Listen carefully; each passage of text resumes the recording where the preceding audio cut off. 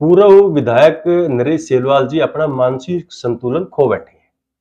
अब आप देखिए, ये पार्टी के दागी और बागी दोनों चीजें। अजय चौटाला जी है, उकलाना के अंदर दो ऐसी बड़ी घोषणाएं करके गए थे। एक तो उकलाना को तहसील बनाने की घोषणा करके गए थे। दूसरी पाबड़ा गांव के अंदर महिला कॉलेज की एक बड़ी मांग थी। अगर हम बात करें तो एक वाइस चेयरमैन उकलाना का बना दिया गया था, वो भी नहीं बचा पाई राज्य मंत्री। जैसे जैसे 2024 का चुनाव नजदीक लगता जा रहा है, वैसे वैसे तमाम राजनीतिक दल अपनी कमर कसता जा रहा है और हर राजनीतिक पार्टी और हर राजनीतिक दल संगठन इस चुनाव मैदान में कूदने के लिए कमर कसने के साथ साथ हर छोटे से छोटा कार्यकर्ता और बड़े से बड़ा नेता तैयारियां कर रहा है। और इसी कड़ी में आज हमारे साथ जननायक जनता पार्टी के प्रदेश महासचिव, एससी सेल के प्रदेश महासचिव रोहतास जी हमारे साथ। रोहतास जी, स्वागत आपका। प्रणाम। रोहतास जी, बात करेंगे आज 2024 की, क्योंकि चुनाव जो है नजदीक लगता जा रहा है और समय बहुत कम है। तो आपकी पार्टी की अगर बात करें तो किस प्रकार से तैयारियां जो है वो कर रही है चुनाव को लेकर के? नरेश जी, हमारी पार्टी, हमारा जो पिछले साल पार्टी का जो स्थापना दिवस हमने भिवानी में मनाया था, पार्टी ने 2024 के चुनाव का आगाज वहीं से कर दिया था। अच्छा जी। बड़ी मजबूती के साथ हमारी पूरे स्टेट में पार्टी की टीम लगी हुई है और हमारे संगठन में, क्योंकि संगठन से राज बनता है। बिल्कुल। और संगठन में आदरणीय deputy chief minister Dushyant Chautala ji मेहनती साथियों को मौका देकर उनको काम करने की, उनकी काबिलियत को आगे निकाल रहे हैं और 2024 चुनाव में बड़ी मजबूती के साथ हमारी टीम उतरी। आपने मेहनती साथियों की बात की है कि आगे निकाल रही है, और वहीं अगर बात करें तो युवाओं को 75% आरक्षण देने की नौकरियों में वो बात कर रहे थे। लेकिन अगर बात करें आपके ही क्षेत्र में, पिछले लगभग 30 दिनों से खेदड़ पावर प्लांट के बाहर लगभग हजारों की संख्या में कर्मचारी जो है वो धरने पर बैठे हैं। उनके साथ ऐसा भेदभाव क्यों हो रहा है? क्योंकि उनकी मांग भी तो यही है कि हमें अपना जो रोजगार है वो कौशल के तहत हमें शामिल किया जाए। देखिए, जो प्राइवेट सेक्टर में 75% युवाओं का रोजगार की बात है, वो हमारी पार्टी ने बड़ी मजबूती के साथ, उसमें थोड़ी सी कोर्ट में दिक्कत है, वो बहुत जल्दी ये हमारे हक में आएगा और प्रदेश के युवाओं को रोजगार मिलेगा उसमें 75%, जो उसमें कोई शोर है पार्टी हमारी। वहीं अगर बात करें तो पिछले दिनों 2-3 दिन पहले नरेश सेलवाल ने एक प्रेस कॉन्फ्रेंस की थी। हालांकि वो प्रेस कॉन्फ्रेंस उनके आने वाले 27 तारीख को एक कार्यक्रम होना है उसको लेकर थी। वहां उन्होंने एक बड़ा आरोप जो है दुष्यंत चौटाला पर लगाया था। उसको लेकर के आप क्या कुछ कहना चाहेंगे? क्योंकि उसमें उन्होंने भ्रष्टाचार को लेकर के और जैसे शराब घोटाला, काफी ऐसे इल्जाम जो है डिप्टी सीएम पर लगाए थे। नरेश जी, एक चीज मैं आपको बताना चाहूंगा, पूर्व विधायक नरेश सेलवाल जी अपना मानसिक संतुलन खो बैठे हैं। अब आप देखिए, ये पार्टी के दागी और बागी दोनों चीज है। सीएलयू कांड, इस पर केस चल रहा है नरेश जी पर जी। और दूसरा ये पार्टी का बागी है, निर्दलीय चुनाव लड़ा था 2019 में, बहन कुमारी सैलजा जी ने इसको टिकट दी थी 2009 में, उसने विधायक बनाया था। अब ये उसका धोखा दे के हुड्डा जी की जोड़ी में जाए बेटा, तो कहाँ कि इस प्रकार के व्यक्ति आरोप लगाना, तो कहाँ की इंसानियत है? मैं तो समझता नहीं नरेश जी, पूर्व विधायक जी ऐसे इस प्रकार की बातें करें, क्योंकि उसका खुद का कोई स्टैंड नहीं है।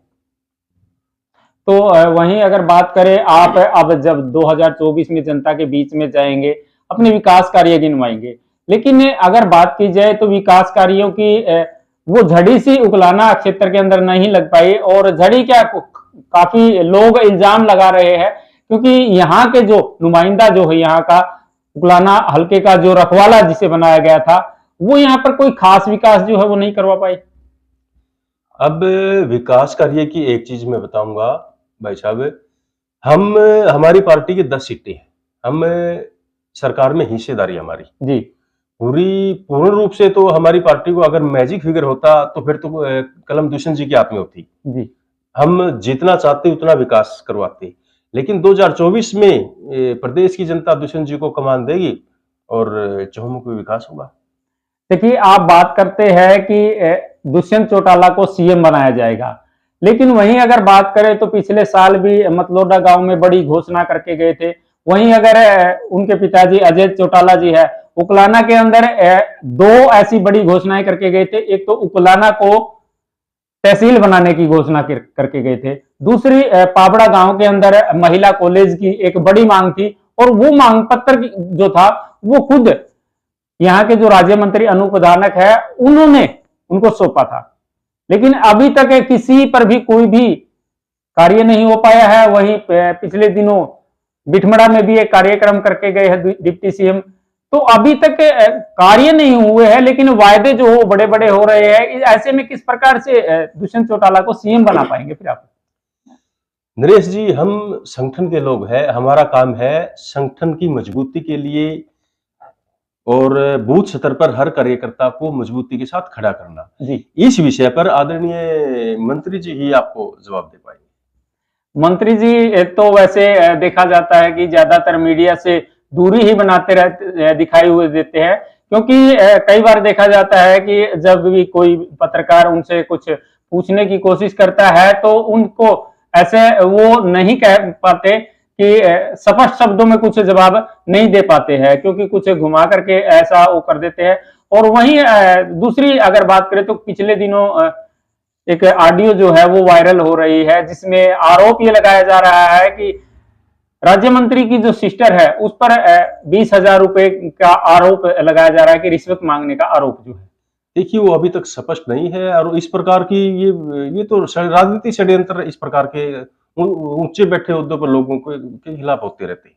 ये झूठ है सारा, ऐसा नहीं। आप मानते हैं कि ऐसा कुछ नहीं, क्योंकि वो ऑडियो जो है वो वायरल हो रही है, एक उसमें शपथ पत्र भी सामने आया है। उसमें अभी तक इन्वेस्टिगेशन उसकी चल रही है और अभी तक उसकी जांच नहीं हुई, जांच के बाद ही पता लगेगा। वहीं अगर बात करें तो पिछले काफी जो चुनाव हुए हैं, चाहे वो नगर पालिका का चुनाव हो, इसके अलावा बरवाला नगर पालिका का भी चुनाव हुआ था, वहां पर भी कोई खास प्रदर्शन नहीं कर पाए थे, उकलाना में भी नहीं कर पाए थे। उसके बाद जब पंचायत चुनाव हुए तो उसमें भी कोई खास जो है इतना असर नहीं रहा था जेजेपी का, क्योंकि ब्लॉक समिति का चेयरमैन जो है उसकी बात करें या जिला परिषद का चेयरमैन की बात करें, बावजूद इसके अगर हम बात करें तो एक वॉइस चेयरमैन उकलाना का बना दिया गया था, वो भी नहीं बचा पाई राज्य मंत्री। देखिए, मैं एक चीज आपको बताना चाहता हूं, हमारी पार्टी ने उकलाना हलके में पावर देने में तो कोई कमी नहीं रख रखी।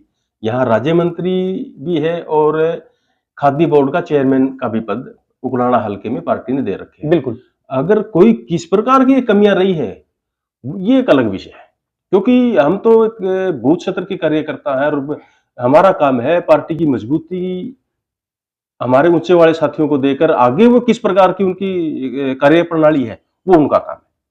तो फिर भविष्य की अगर बात करें तो किस प्रकार की तैयारियां जो है वो आप 2024 को लेकर के कर रहे हैं, पार्टी को किस प्रकार से आगे बढ़ाने का काम जो है वो कर रहे हैं?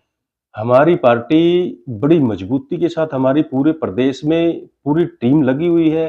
अब आप एक चीज देखिए, बहुत छोटी उम्र में आदरणीय दुष्यंत चौटाला जी दिल्ली काम करके और 80 हल्के में आकर के 25-25 प्रोग्राम अटेंड करना नहीं, इतनी मतलब ओहदे पर पाछो आज एसीयू में रहते हैं लोग, इतना मेहनत है और रात के देर रात 12-1 बजे अलग भी मतलब लोगों के बीच में रहना, ये दर्शाता है कि हमारी पार्टी और हमारे लीडर बहुत मजबूत के साथ लगे हुए हैं। रोहतास जी, आपसे एक बात और जानना चाहेंगे। जननायक जनता पार्टी जो है वो इनेलो से निकल करके बनी है, लेकिन इनेलो का अपना वजूद है, जननायक जनता पार्टी का अपना वजूद है। बावजूद उसके जननायक जनता पार्टी के कार्यकर्ता आज भी ओम प्रकाश चौटाला को नेता जरूर मानते हैं, भले ही विचारधारा सम्मान है, भले ही पार्टियां अलग अलग हो। देखिए, चौधरी ओम प्रकाश चौटाला जी हमारी पार्टी के लोग तो मानते ही है, चौटाला साहब को तो विपक्ष के लोग भी बड़ा आदर करते हैं। एक संगठन हमारे अलग अलग जरूर है और मान सम्मान आदरणीय ओम प्रकाश चौटाला जी का पूरा प्रदेश और सभी पार्टियों के लोग करते हैं। जी, तो दर्शकों, ये थे हमारे साथ रोहतास जी, प्रदेश महासचिव है एससी सेल के जननायक जनता पार्टी के। हमेशा आप लोग इनको फील्ड में देखते हैं और एक एक्टिव कार्यकर्ता जो है अपने आप को ये साबित करने का काम करते हैं। आज इनसे हमने वो सारी बातें की है 2024 को लेकर के भी, और पीछे भी जो वायदे जो है वो जननायक जनता पार्टी के द्वारा जो किए गए हैं उन पर भी चर्चा की है। आपको ये हमारी बातें और इनका जो जवाब था वो किस प्रकार से लगा, कमेंट के माध्यम से अपनी राय जरूर दीजिएगा। लगातार इसी प्रकार से जुड़े रहिएगा, हम तमाम मुद्दों की अपडेट को लेकर के आपके बीच में आते रहेंगे। हमारे साथ जुड़ने के लिए रोहतास जी आपका बहुत बहुत धन्यवाद।